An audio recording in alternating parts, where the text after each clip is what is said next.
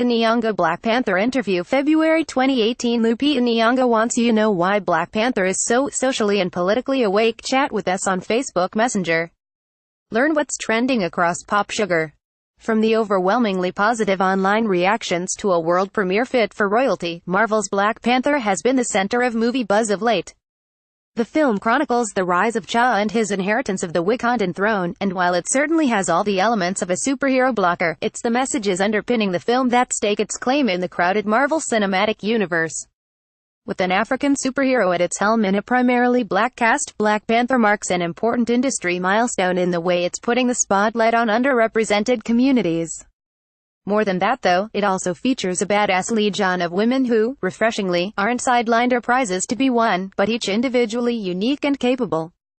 Oscar winner Lupita Nyong'o plays one such woman, a spy named Nakia. Ahead of Black Panther's release, we caught up with the actress to chat about channeling her inner warrior, the film's portrayal of women, and why it holds such personal significance. Advertisement Pop Sugar Australia. Black Panther has gotten so many rave reviews and it isn't even in cinemas yet. How do you feel about all the hype? Lupita Nyong'o, it's phenomenal just how beloved it is already, and people haven't even seen it yet. It's really encouraging, and I think it's a really special movie.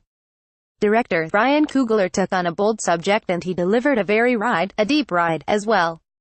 P.S. You signed on to the film without even reading the script. What made you so confident in saying yes to the project? Lane, well, Ryan was directing it, and that was a big sign to me that it was something worth considering. I'm an admirer of Ryan's and I've liked his work in the past, and we had gotten to know each other when he was promoting Fruitvale Station and he really wanted to work together, so that was the first plus. Then he walked me through the script and it was extremely bold.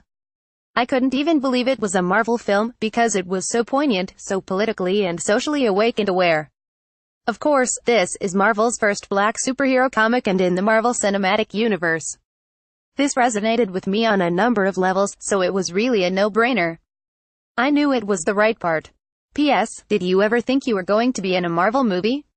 Lane, well, I had dreams. Laughs, a girl can dream, and sometimes it comes true. P.S. How would you describe Nakia and what do you like the most about her? Lane, personality-wise, she has a very quiet power. She's a spy for a living, so that means she has to often go unnoticed. She's quite adaptable, she's a chameleon, and when she's attacked, she will mess you up. She's physically and mentally strong and a very sharp woman. I love that about her. I love the fact that she has a wild independence. She's a lone wolf, but at the same time, she's extremely loyal to her country and, of course, in her own special way, to her king. I love the fact that she's not your average love interest, too. She and the king have a complicated past, one that you get a sense of in this film. It's cool that she's more than a trope. P.S. How did this role challenge you as an actor?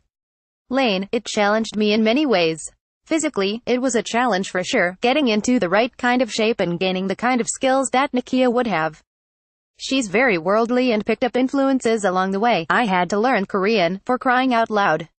The different martial arts techniques and walking that line between rebellion and allegiance was also a challenge in and of itself. P.S. In your opinion, what role do you think the women play in this film? Lane, one thing that Wakanda gives us is a glimpse into an ideal society where women and men are allowed to realize their full potential. We see women alongside men, and they're powerful in their own right, but them assuming their power in no way diminishes the males in their lives. That's quite an idyllic situation and one that I hope is inspiring to people and encourages them not to be so afraid of equality. P.S. And I love that T'Challa is basically supported by an entire legion of women. Lane, yeah, and it's not overstated, it's just the way things are in Wakanda. That's a very powerful image, where it's not about the effort to realize equality, it's just a state. It's very powerful and that agenda isn't being pushed. It's just the way it is. P.S. Your heritage is Kenyan and a big part of Black Panther is about celebrating Africa. What kind of significance did that hold for you personally?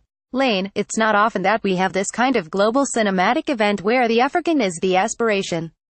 It's an extremely powerful statement, that we have people of a darker hue in a world where they're not defined by strife or oppression. That's incredibly refreshing and beautiful. It treats the soul, really. For me, I remember coming to work and seeing my colleagues on a new set, and it was so grand and beautiful. All the costumes were inspired by different real African cultures and ethnicities, and to me, this film is a celebration of that. It's paying homage to the African aesthetic, culture, beauty, and tradition, and giving us a glimpse of a possible future, really. That's really beautiful for everybody to experience. P.S. What other steps do you think need to be taken for more culturally diverse representation to happen in film? Lane, it's about representation in front of and behind the camera. We need to move more and more toward our storytelling reflecting the population of the world we actually live in.